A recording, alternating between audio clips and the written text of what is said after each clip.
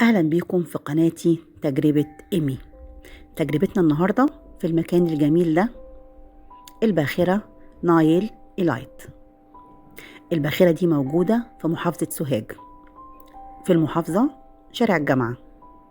لو انت من محافظة سوهاج هتبقى عارف المكان ده كويس.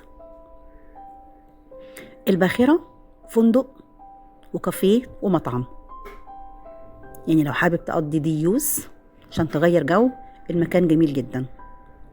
أنا كنت رايحة المكان عشان عندي مناسبة، كنت هحضر فرح هناك. المكان في الدور التاني في قاعة أفراح، فقلت أقول لكم تجربتي في المكان عشان لو حابين تعملوا أي مناسبة عائلية هناك أو تغيروا جو في الكافيه. في الحالتين المكان جميل الحقيقة. أول ما تطلع السلم الدور التاني هتلاقي القاعة اللي فيها الأفراح أو المناسبات، وهتلاقي كمان بار صغير بيخدم القاعة وبيخدم الكافيه. البار ده قاعة المناسبات دي جميلة جدا على فكرة، شكلها حلو وديكورها جميل ورقيق، بس هي بتساع 100 فرد بس. يعني لو في مناسبة عندك عائلية المكان ده مناسب جدا جدا. تطلع من القاعة هتلاقي كوريدور طويل جايب لك من كل جوانب الباخرة منظر النيل. زي ما انتم شايفين طبعا منظر النيل مش محتاج كلام، بيفكرنا بالقعدات اللي بنقعد في القاهرة على النيل، مع الفرق ان محافظة سوهاج اهدى شوية من القاهرة، يعني تستمتع بكل حاجة فيها في هدوء. القاهرة رغم جمالها إلا إن الزحمة بتضايقنا شوية.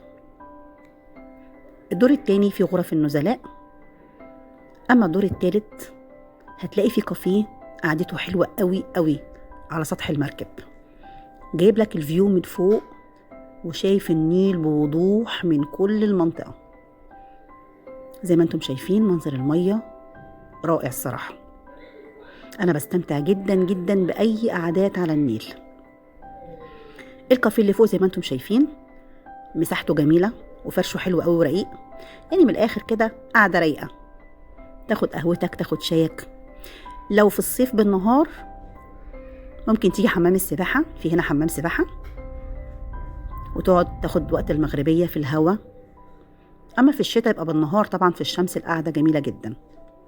أنا كنت هناك المغربية وقت الفرح، زي ما انتم شايفين منظر الغروب رائع.